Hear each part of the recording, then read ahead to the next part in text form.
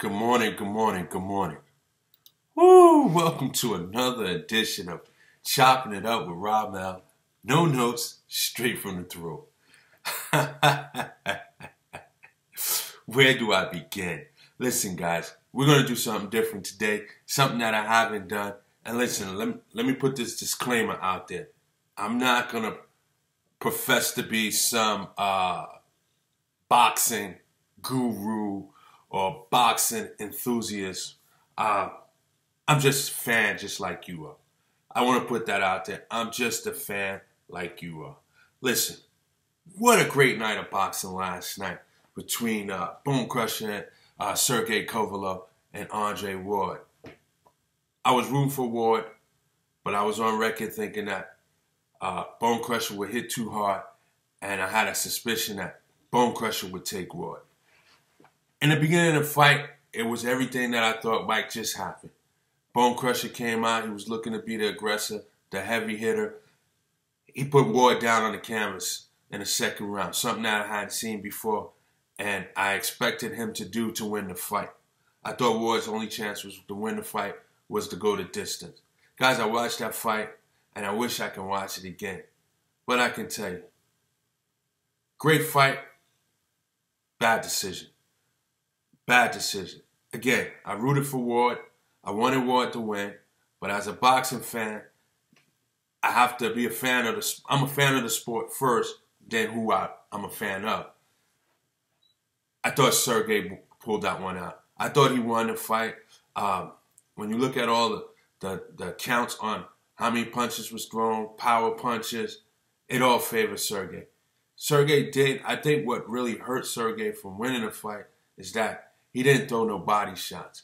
And that was something that Andre Ward was clearly victor in, or the winner in, is that in the body game, the inside game, Ward was clearly the better boxer. Ward clearly scored more points. I get that. I understand that.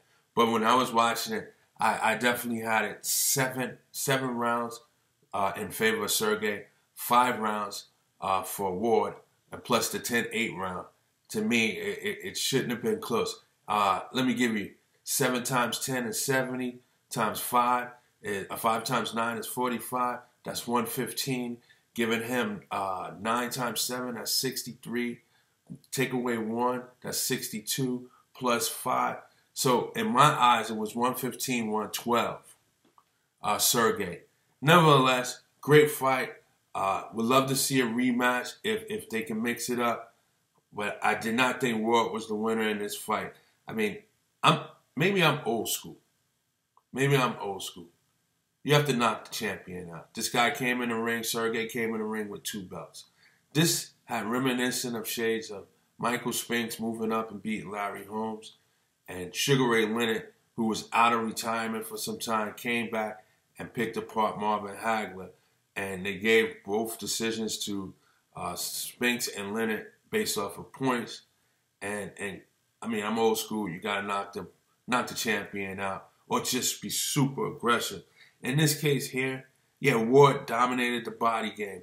There's no denying that. He dominated the body game, but he got knocked down, and Sergey was clearly still aggressive, as he did fade a little bit towards the later round, but he won enough early rounds and middle rounds to win this fight.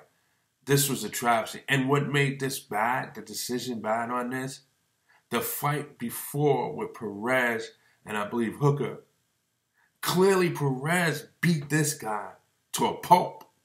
The guy was scared. He was running, and he couldn't throw. And that was a bad decision that was called a draw. So when you see the first bad decision on the draw, and then follow up with this decision, it just makes you think what was going on last night at the T-Mobile Arena. Something fishy was going on out there in the Strip of Las Vegas. I didn't like it. As a boxing fan, I have to be honest, I did not like the decision. I mean, I lived with it. I was rooting for Ward, but I thought it was a bad decision. If you ask me, when they said a new light heavyweight champion, even Ward was stunned. He was surprised. He could not believe it himself. The only person in there in the arena that thought Ward won the fight was his mother. And God bless her, because I think everyone's mother would have been that way. But he was stunned when they announced his name. Well, they didn't even announce his name. They just said, and a new light heavyweight champion. And I'm going to say this. Normally, when you see all three judges have the same score and in favor of the same boxer, you say, well, maybe they got it right. But in this case here, they did not get it right. Did not get it right at all. Well, it's just my opinion. Love to see a rematch in a couple of months or so. Maybe, what's this, November? Maybe we get to see one in April. Who knows? But nevertheless, good job by Ward to get up from the canvas in the second round and make this a fight. Now, clearly, this wasn't a fight, even in my eyes, this wasn't a fight that Sergey dominated. And like I said, I have it 115, 112. But Ward did get up off the canvas, and he made it a fight. Again, he worked the body. He got a little rough on him. There's some sneaky tactics to get inside of the body. For whatever reason, Sergey did not attempt to work the body, at least not enough. Maybe had he worked more body punches, maybe this could have been a closer fight. Or maybe he could have won the decision. Let's put it that way. The fight was close as is. I think they had it 115, 114. I just don't see it, though, man. I really don't. I really don't. I don't want to be a Donald Downer or anything like that. But again, I just call it the way I see it, man. I wouldn't be chopping it up with Ramel, no notes straight from the throat, if I didn't give you my raw opinion, man. This one here, it was shaky. It was suspect. It's suspicious. I mean, I haven't seen something like this since the old Don King days. You know, and clearly, you know, Andre Ward is one of those guys coming into the fight that you want to root for and talk pound for pound and this and that. And I get it. And rightfully so. I get it. I mean, there's no more Floyd Mayweathers, you know.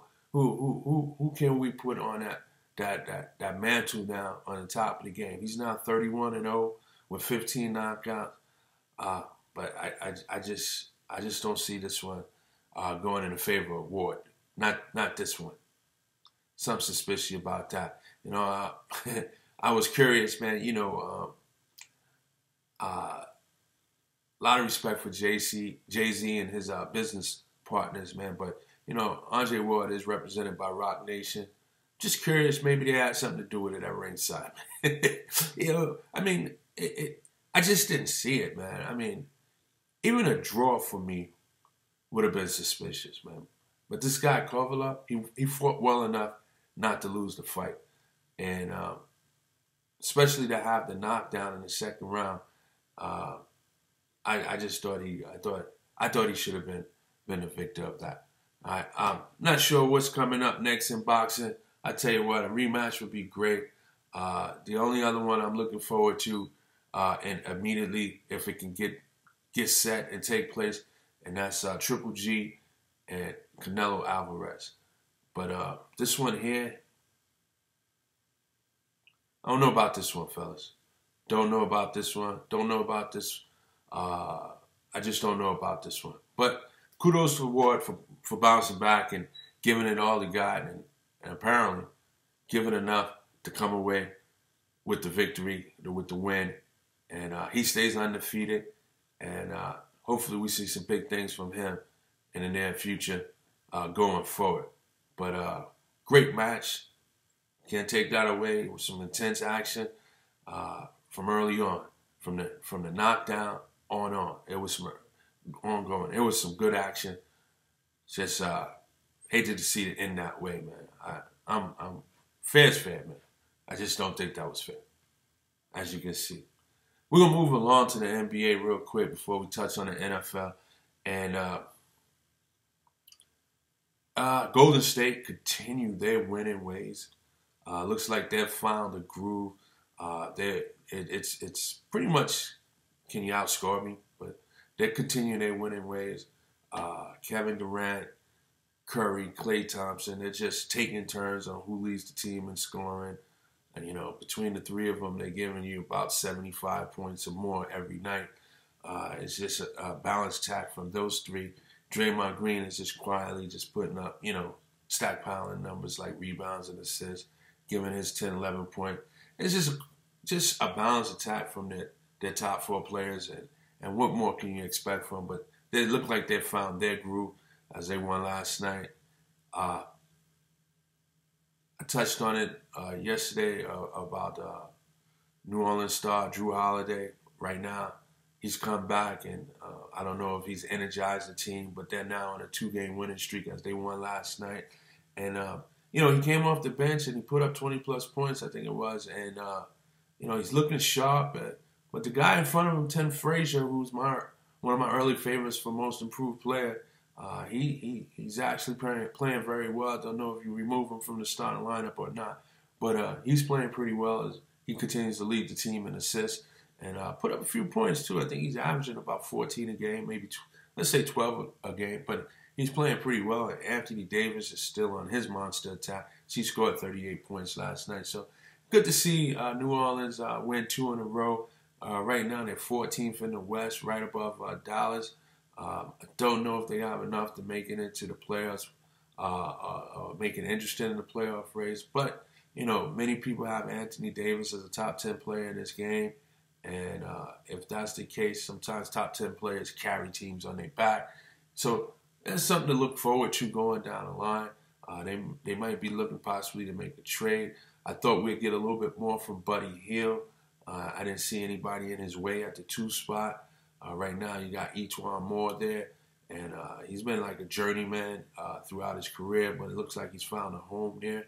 And I just thought a little bit more from Buddy Hield at this point. Maybe they're bringing him along slowly, but that's a guy to look out for right now. One of the top rookies drafted in the draft last year. Moving right along, though, here's a question. Are the Clippers the best team in the NBA? They continue their winning ways. They won last night. They beat Chicago. They've been holding down the top spot in the league now for several days. Are the Clippers the top team in the league? Me myself, I don't trust the Clippers. I don't put too much stock in them. They seem to always come up short one way or another. There's always a letdown. I mean, are they really cursed? I do believe so. There was a report that maybe LASIK has helped Chris Paul on the offseason to propel him with an MVP start. But we see this about Chris Paul just about every year. He's always in mentioned in that MVP talk race. And whether he's top 5 to top 10, he always seems to be mentioned only to come up short. I like Chris Paul a lot. I think there's no better floor general in the game than Chris Paul. For a long time, he held that top spot as the #1 point guard in the league. I don't think he's there now. I think he's really holding on to the top 5 spot right now. But the one thing about him, he's going to give you 110%. I mean, the guy gives you everything that he has. He's a good leader, no nonsense. He's got the ability to score. He sets people up. He defends decent. But I bring him up because he seems to get a pass so often. I listen to people talk about my guy, Melo in New York, that he hasn't done this and he hasn't done that. And I question, what has Chris Paul done? But he always gets a pass. But what has Chris Paul done? Chris Paul has never even been to a conference final. I mean, his biggest playoff win was against San Antonio in the first round 2 seasons ago, to only watch his team squander a 3-1 lead over Houston to make it to the Western Conference Final, but they squandered it. My question is, what has Chris Paul done? But yet, he avoids criticism, ridicule. What has he done? He's consistent in the playoffs, I give him that. But what has he done? And these last several years, he played with more talent than Melo. But again, I ask, what has he done? Great ball player, no doubt. Future Hall of Famer, yes. Good guy off the court. From what I know and understand, yes. But what has he done? And how does he avoid some of the criticism and the ridicule that Carmelo receives? Just curious. I'm curious. Someone call in and let me know. I'm just curious. Someone inbox me, text me, but I'm just curious. What has he done? All right. A few games on today in the NBA that I will keep an eye on. Of course, my Knicks, the team in my backyard here, the Hawks, they travel to the Garden this afternoon. Both teams need to win, but I'm hoping that New York can pull this one out, get a little of that home cooking at home. That you know how the crowd can help you out and propel you to a win at 6-man. So I'm hoping that New York can pull out the win. But there's a game on tonight, this evening, 9:30 Eastern time, and that's going to be Chicago and the Lakers. I'm curious about that game. The Chicago Bulls is on the road. They just lost to the Clippers last night. And, this is a team I have in the playoffs. Don't get me wrong.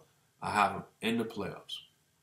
And the little Lakers led by Luke, to me, they're probably the best story right now as far as most improved team in the league, with aspirations and confidence just going through the roof.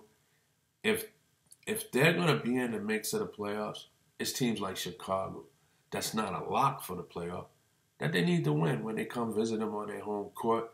I'm curious to see how they respond. They played a tough game against San Antonio with Russell out, so I'm sure Russell will play tonight. But I'm just curious to see how they respond. This could be a good game, fun game to watch later on this evening. Now to the NFL, before we wrap things up. Great slew of games on today. Chicago and the Giants. Clearly, the Giants is in playoff mode. You got Washington. They're playing, I believe it is Green Bay. Should be a good game. You got Philly going into Seattle. Personally, this could be the season for Philly, man. I'm an Eagles fan. A win here against Seattle would be very impressive, but a loss here could be costly. It really can. It can be costly. They need to come out and effectively run that ball as they did last week against the Falcons. But this one here can be costly. So I need for the Eagles to step up on this one and be road warriors.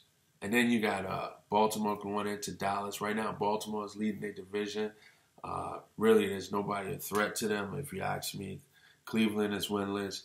The Bengals just can't get out of their own way. And then you have Pittsburgh Steelers that, I've been watching football for years. I've never seen a Steelers football team this bad on defense. I mean, it's just not even in their DNA. From the steel curtains to the recent days of Troy Polamalu, I just don't see it. This one is a tough one for me. But Baltimore's riding a little bit high, and rightfully so. They're ahead in that division. No one expected them to be with a team like Cincinnati, where many had gone to the Super Bowl. It's probably the most disappointing team in the league. But Baltimore goes into Dallas, and again, I think Dak is on week to week. So if he continues to play as if he's hearing whispers over his shoulders, and he thinks this is his last opportunity, go ahead, young man, because it's propelling you to play next week. And go ahead, let's see what you got. So this will be a good, exciting week in sports. And then you have Oakland Monday night against Houston. That game is going to be played in Mexico City, so that's going to be interesting. Oakland coming off a bye week. Houston is actually winning a division with Tennessee kind of, in their rearview mirror. So they may be looking to get some separation there. But Oakland, they're in a dogfight for that division between Kansas City and Denver. So it should be a good couple of games on this week, today and tomorrow in the NFL. So it should be fun.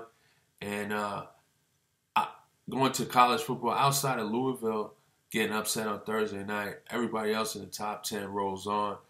Nothing to report there. So Listen, it's been great chopping it up. As you can see, still recovering from that decision last night in the boxing arena. But hey, it is what it is. Maybe it'd be a good rematch, a good build-up for a rematch. So enjoy the rest of your day. Stay blessed. See you guys in 24 hours. And this is Chopping It Up with Ramel. No notes, straight from the throat.